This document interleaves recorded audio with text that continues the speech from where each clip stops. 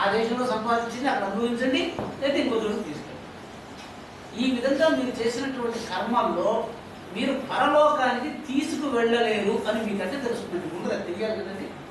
ఎవరో చెప్తే మీకు అర్థం కాదు. మీరు పరలోకానికి దేన్ని తీసుకువెళ్ళలేరంటే మంచం మీద పడుకుని రాత్రి నిద్రకు పోయేటప్పుడు వీళ్ళందరినీ నేను నా స్వప్నానికి తీసుకెళ్తాను అనుకోండి. వేరే చోటుకు కాదు.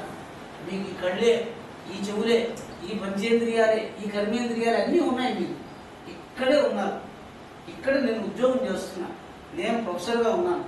కళలో కూడా నేను ప్రొఫెసర్గా ఉన్నాను. నేను 10వ క్లాస్ పాస్ అయినా, ఎంటెక్ పాస్ అయినా, కళలో కూడా నేను ఎంటెక్ పాస్ అయి ఉండాలి అని అనుకోండి. కళ్ళు మూసుకోండి. కళ్ళు మూసుకుని నిద్రలో మీరు 10వ క్లాస్ ఫెయిల్ అయ్యి ఉంటారు. చూసుకోండి, మీకు 100కి 90% మందికి 10వ క్లాస్ ఫెయిల్ అయినట్టు కళ వస్తూ ఉంది. పెద్దవాళ్ళు అది పుస్తకాలు రాసి ఉన్నారు. ఎందుకు ఇది ఇక్కడ చెప్తున్నాను? మీరు డిగ్రీ తెచ్చుకొని బీరువాలో జాగ్రత్తగా పెట్టుకున్నా నేనే పాస్ అయినానన్న భావము ఈ యొక్క లోకాన్ని దాటి, ఈ ఇంద్రియాలని దాటి స్వప్నం దగ్గరికి వెళ్ళదు. అప్పుడు చెప్తున్నాడు శంకరాచార్య చెప్పాడు. ఏమని చెప్పారు? బాల్యాదిష్వపి జాగ్రత్తాదిషు తథా సర్వాస్వస్థాస్వపి వ్యావృత్తాసు అనువర్తమానం అహం ఇత్యంతం స్ఫురంతం సదా స్వాత్మాన్ ప్రకటీకరోతి భజతాం యో ముద్రయా భద్రయా తస్మై శ్రీ గురుమూర్తయే నమైదం శ్రీ దక్షిణామూర్తయే. ఇక్కడ చాలా ధనవంతుడుగా ఉండేవాడికి ఏదో గోదానం చేశామని. ఎందుకు గోదానం చేస్తాము చెప్పండి? మీరు పెట్టుకున్న సంపద ఇక్కడ ఉండిపోయింది కదా. ఆ పోయేటువంటి వాడు వైతరణి ఒక మాట వాడుతుంటామండి. వైతరణి నది కాదండి. అది వైతరిణి అంటే తరణం అంటే ఏంటండి?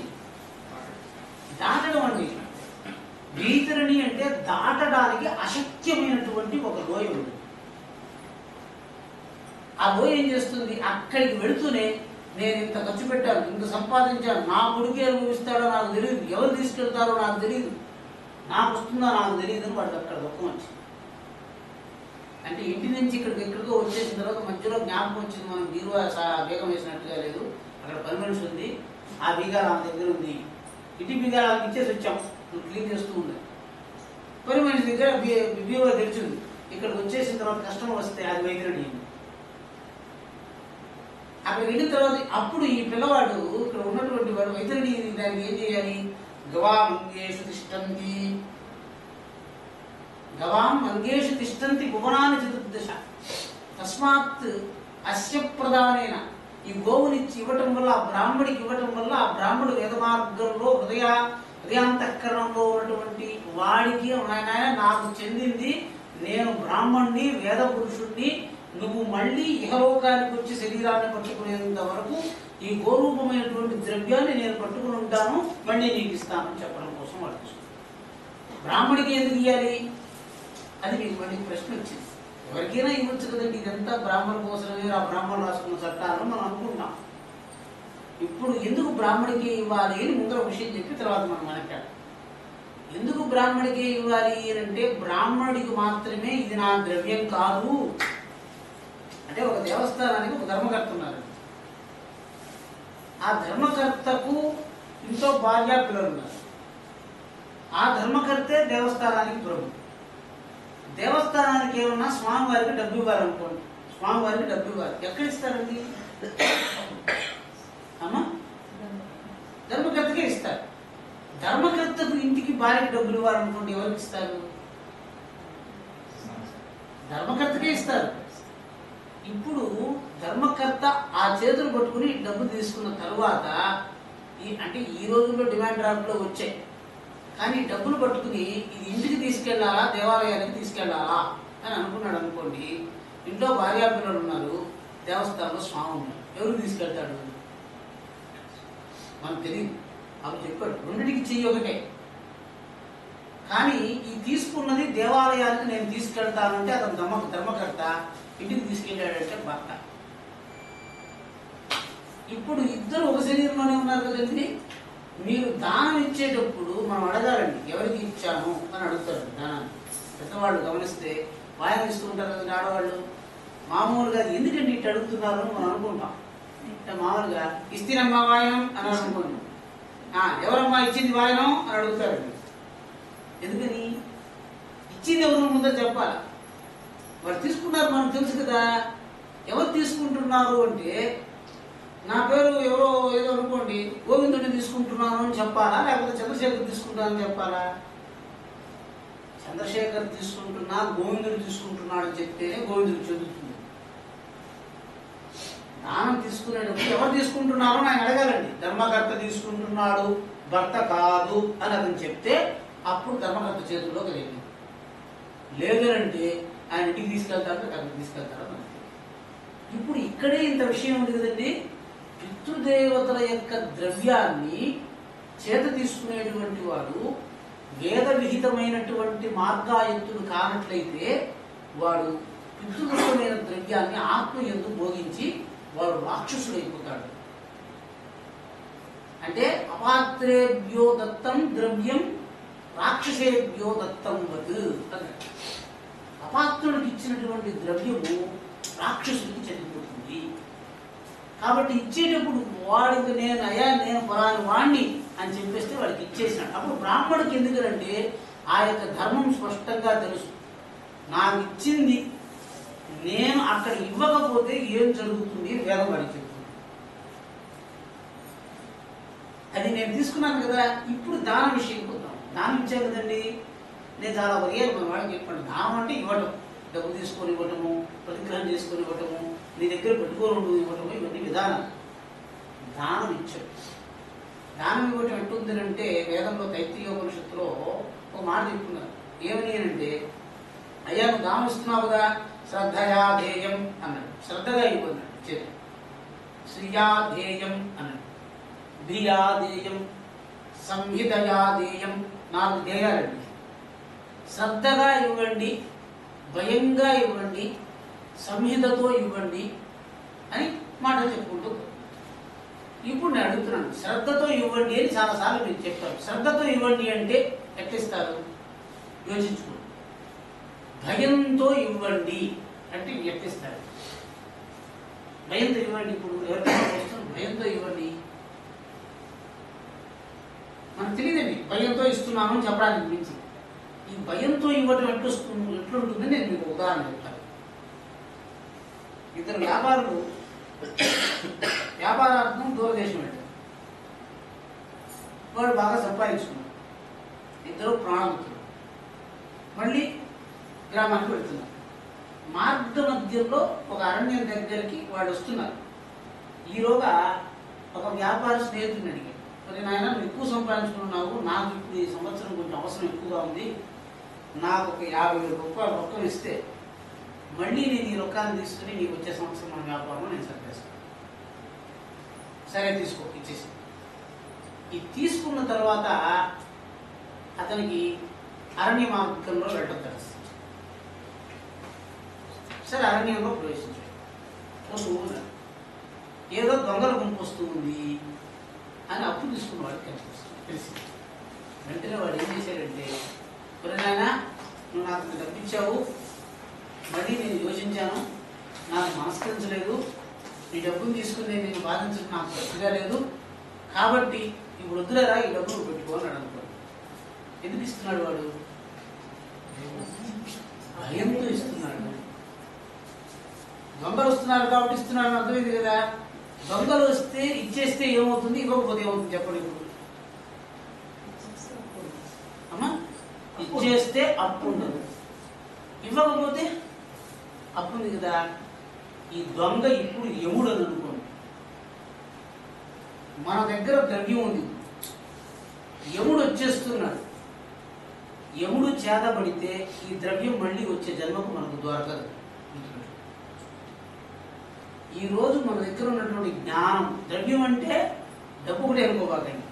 మనం చదువుకున్న చదువు, మనం సంపాదించినటువంటి పుణ్యము, లోకంలో చేసిన సమస్త వ్యవహారం యముడిని చూచినప్పుడు దానికి అర్హుడైనటువంటి వాడి చేత పెట్టకుండా శరీరాన్ని విడిచిపెట్టడం తటస్థించింది అంటే అవన్నీ యముడికి పాలైపోతాయి. దొంగకు చేరిపోతే వాడు హరించేసినట్టుగా యముడు దాన్ని హరించేస్తాడు. ఎందుకని? యమలోకాన్ని నిర్వహించడానికి యముడికి ఆ ద్రవ్యం నుంచే వ్యవహారం కావాలి. నువ్వు లోకం నిర్వహిస్తారు కదండి. ఆయన ప్రభు అంటే బ్రహ్మ దగ్గర నుంచి విత్తం రాదు ఆయనకి. పాపుల యొక్క ద్రవ్యం నుంచే యమలోకం నడుస్తుంది. ఎట్ట నడుస్తుంది? ఎవడైతే భయంతో ఆ ద్రవ్యాన్ని యముడు వచ్చినప్పుడు విడిచిపెట్టి పరిగెట్టి వెళ్ళిపోతాడో యముడితో పాటు ఆ ద్రవ్యం విడిచిపెట్టాడు. ఇప్పుడు చెప్పాడు దానం ఎట్లిస్తున్నారు అంటే, మీకు భయం కలిగినప్పుడు మీ దగ్గర ఉన్న ద్రవ్యాన్ని ప్రీతి కలిగిన వాడికి ఇచ్చి, నాయన నువ్వు ఇందులో యుగంలో పెట్టుకుని నువ్వు అనుభవించి దీన్ని వృద్ధి చేసి తద్యోగ్యమైన వాడికి ఇస్తూ ఉండు అని ప్రీతి పురస్కరంగా భయహేతువు చేత వాడికి ఇచ్చేసాడు అనుకోండి. స్నేహితుడికి ఇచ్చినట్టే అయిపోయింది.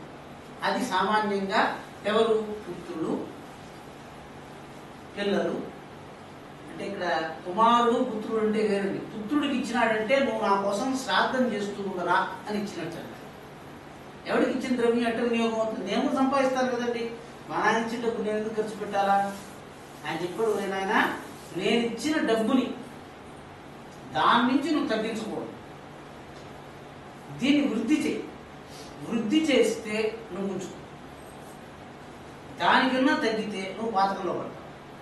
పితృద్రవ్యాన్ని పౌత్రుడు వచ్చేంత వరకు విక్రయం చేసే అధికారం తండ్రికి అందువల్ల మనసు.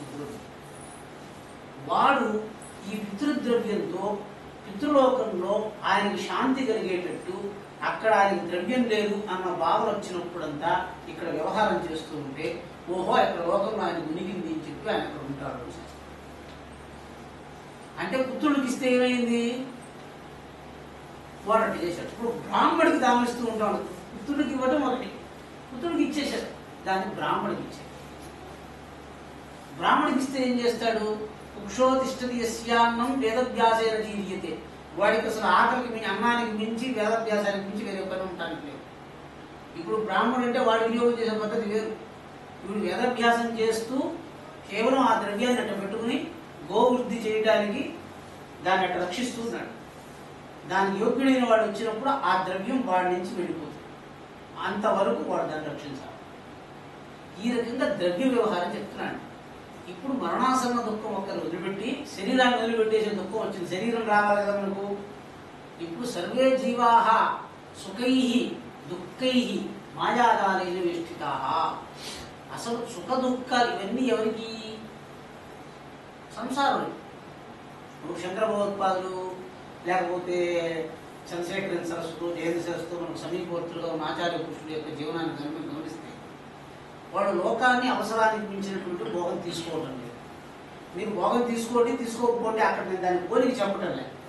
వ్యవహారం ఏంటంటే ఎవరో వెళ్ళి ఆయన దగ్గరికి వెళ్ళి అడిగారు, ఏమండి ఇవన్నీ భోగిస్తే మీకేం కష్టం వస్తుందని ఆయన అడిగారు. ఇవన్నీ ఉన్నాయి కదా, ఇవన్నీ వస్తే మీకు భోగిస్తే ఏం కష్టం వస్తుంది, భోగించకపోతే ఏం చెప్పండి?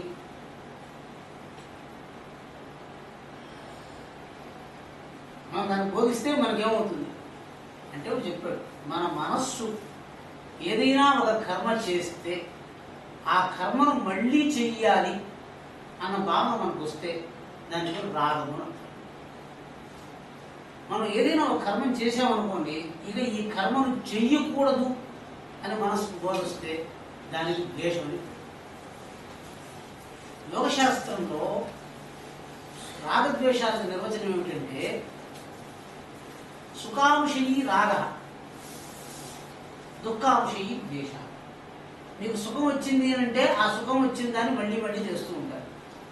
మనం ఎందుకు ఢిల్లీకి వెళితే కుతుబ్ మినార్ చూడొచ్చు చూడకూడదు అని ఎందుకు చెప్తామంటే, మీరు ఇహలోకానికి వచ్చిన తర్వాత మీకు అత్యంత ప్రియమైనటువంటి వంటకం ఏదో ఎవరో చేసి పెట్టారండి, దాన్ని ఒక ముద్ద తిన్నారు.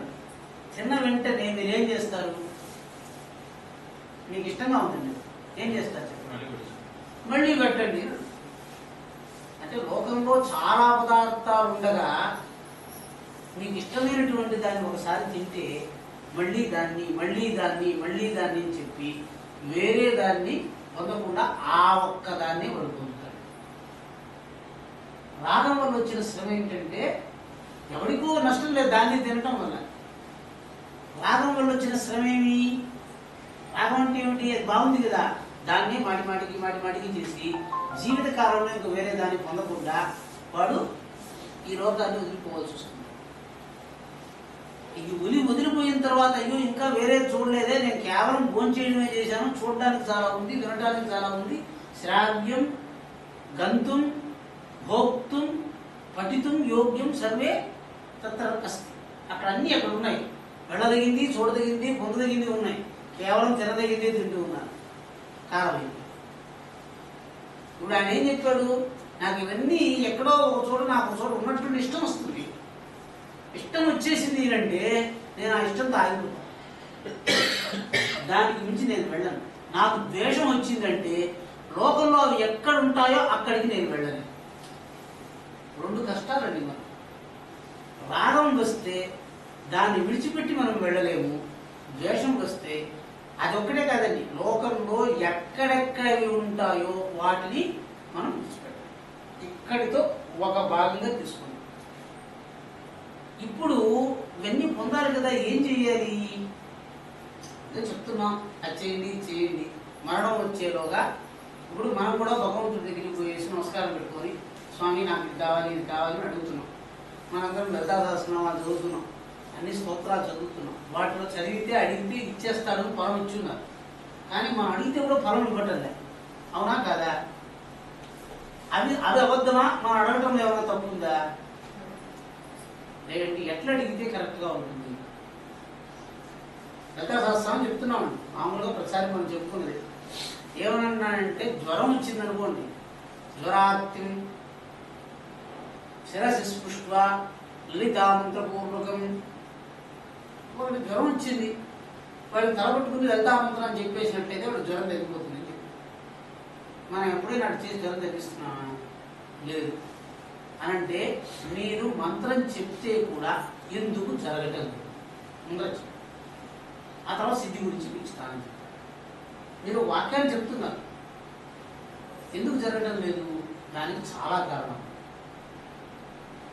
ఎందుకు జరగడం లేదంటే మొట్టమొదట అమ్మవారికి చెప్పడం మొదలెట్టారు. మన కొడుకున్నాడు, వాడు సినిమా చూస్తున్నాడు. ఒరే నాయన, వాడు ప్రతిరోజు అన్నం పెడుతున్నాడు, ప్రతిరోజు స్నానం చేయిస్తున్నారు. ఏ అర్చనాధికారులు అమ్మవారికి స్వామివారికి చేయిస్తున్నారో అవన్నీ మీ పిల్లవాడికి మీరు చేస్తున్నారు. వాడిని అక్కడ చూస్తూ ఉంటే ఒరే నాయన అక్కడికి వెళ్ళరారా, ఎప్పుడెప్పుడు నేను చూస్తున్నాను, నేను వెళ్ళడం. ఎందుకు వెళ్ళలేదు వాడు? ఇది ఉపయోగించుకోండి. అంటే మీరు అమ్మవారికి చెప్తే మీ పిల్లవాడే ముందర మీ పిల్లవాడు మీకు వెళ్ళలేదు, మీరు అమ్మవారికి చెప్తే ఎందుకు వెళ్ళలేదు అని తర్వాత తెలుసు. అంటే ఒక వాక్యాన్ని చెప్పేటప్పుడు ఆ వాక్యంలో ఏమి ఉంటే ఇప్పుడు వాడిని అడగాలి, ఏంటిరా నీకు చెప్తే నువ్వు వెళ్ళలేదు అని అడిగితే పిల్లవాడు ఏం చెప్పొచ్చు అని నేను అనుకుంటున్నాను. వాడు ఎందుకు వెళ్ళలేదో ముందర మీరు చెప్తే బాగా గుర్తుపెట్టుకోండి. జీవో బ్రహ్మైవ నాపరః, జీవుడే పరబ్రహ్మస్వరూపము, బ్రహ్మ యొక్క ఒక అంశము. వాడు వినటం లేదనంటే పరబ్రహ్మతత్వం వినదు. ఎందుకు వినాలి? అది తర్వాత అది ఎందుకు వినాలనేది మనం అంటాం.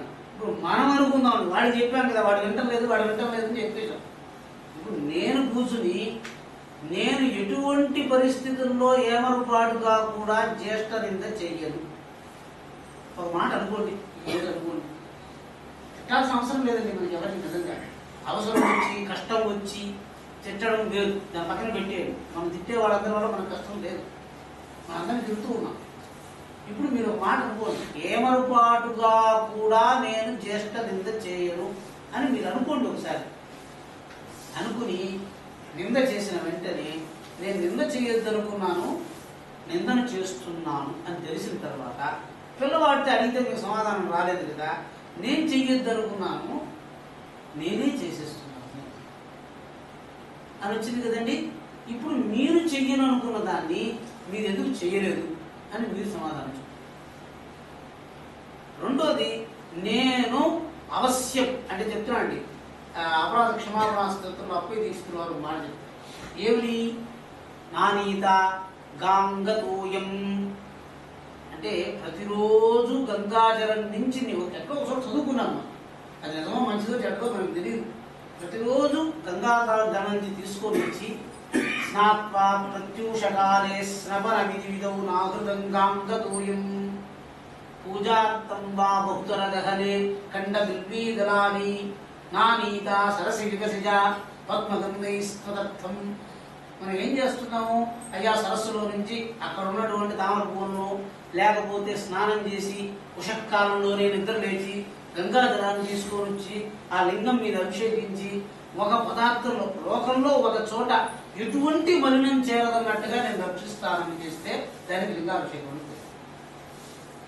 ఒక చోటు పెట్టుకున్నానండి, ఒక్క 4 అడుగులు జాగా.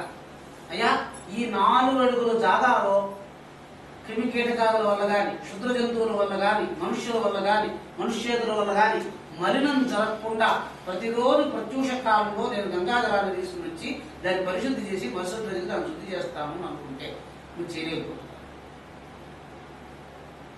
ఎందుకని అంటే మంత్రసిద్ధి రావడం లేదు అనే దానికి కారణం ఏమిటంటే మీరు అనుకున్నదే మీరు చేయలేదు. రెండో సిద్ధికి రాకపోవడానికి కారణం ఏమిటి? మీకు వశమైనటువంటి వాడు రెండోవాడు. మీకు అనుగ్రహం రావాలంటే మీరు అనుకుంటే చేసేవాడు ఉండాలి, లేకపోతే మీరు అనుకుంటే మీరు చేయాలి. ఇవి రెండు జరగలేదు అనుకోండి, మీకు ఎట్లా కర్మ జరుగుతుందండి? మీరు అనుకుంటే మీరు చెయ్యాలంటే గురువు యొక్క కృప ఉండాలి. మీరు అనుకుంటే మీ కుమారుడు చేయాలంటే పరమాత్మ కృప. దానికే ఈశ్వర కృప, జ్ఞాన కృప, స్వాంతఃకరణ కృప, పరమాత్మ కృప అని 4 కృపలు. ఈశ్వర కృపను సంపాదిస్తే గురు కృప దొరుకుతుంది, గురువు దొరకదు. ఈశ్వర కృప అనేది ఎట్లా సంపాదించాలి? ఏమి లేదండి, డాక్టర్ గారిని ఎట్లా సంతోషపెట్టాలి, నాన్నగారిని ఎట్లా సంతోషపెట్టాలి, అమ్మని ఎట్లా సంతోషపెట్టాలి మనం అడిగితే ఇక్కడ విధానాలు ఉన్నాయి కదండి. ఈశ్వరుని ఎట్లా సంతోషపెడతారు? ఈశ్వర కృప అయిందండి. ఈశ్వర కృప వల్ల ఏమొస్తుంది? గురు కృప వస్తుందండి. గురు కృప వల్ల ఏమొస్తుంది? జ్ఞానం వస్తుంది. జ్ఞాన కృప వల్ల ఏమొస్తుంది? స్వాంతఃకరణ కృప వస్తుంది. అంటే మనం అనుకున్నది మనం చేస్తాం. మనం అనుకున్నది మనం చేస్తూ ఉంటే ఇంకా లోకంలో మనం కాదనేవాడు లేదంటే. మనం బరువును ఎత్తాలంటే మనం నిలబడేదానికి ఒక చోటు కావాలి కదా. ఇప్పుడు మనకి దుఃఖం ఎందుకు వచ్చింది? మనం ఎప్పుడు ఏది చెయ్యమో దాన్ని అనుకుంటుంటాము, ఏది చేస్తున్నాము దాన్ని